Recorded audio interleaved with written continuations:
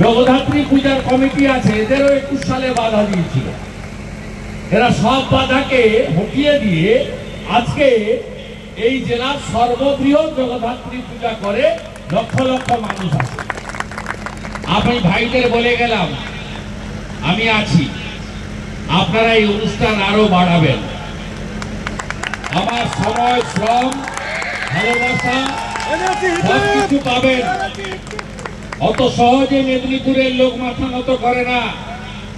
এখানে লবণ সত্যাগ্রহ স্মারক আছে। যারা ইংরেজকে রুখে দিতে জানে তারা যে কোনো লোকের রক্তচক্ষুকে উপড়ে ফেলে দিতে পারে, এটা মাথায় রেখে চলতে হবে। আর প্রশাসনের বাবুদের বলি, বেতনটা তো পান ট্যাক্সের টাকায়। ট্যাক্সের টাকাটা তো সিপিএমও দেয়, তৃণমূলও দেয়, বিজেপিও দেয়, কংগ্রেসও দেয়।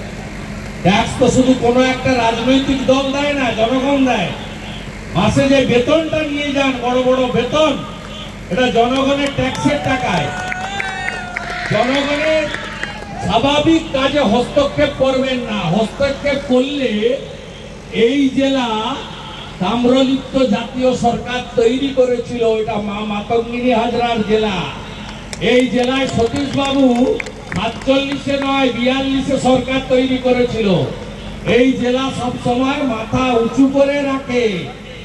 তাই অনেক দামি আর ভারী লোক এসেছিল ঘরের ছেলেকে হারাতে নন্দীগ্রামে।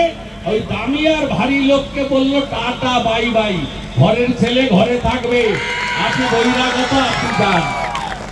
তাই ভাইরা ভালো করে কাজ করুন, আমি আছি, কোনো সমস্যা হবে না, কোনো সমস্যা হবে না। কারোর কাছে মাথা নত করবেন না, মেরুদণ্ড বিক্রি করবেন না। রাষ্ট্রবাদের পক্ষে, সনাতনের পক্ষে কাজ করবেন এবং ঐক্যবদ্ধ থাকবেন।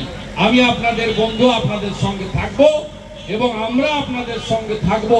কোনো রাজনৈতিক উদ্দেশ্য ছাড়াই, পতাকা ছাড়াই, ভোটের কথা ছাড়াই আপনাদের সঙ্গে থাকবো। সবাই ভালো থাকবেন।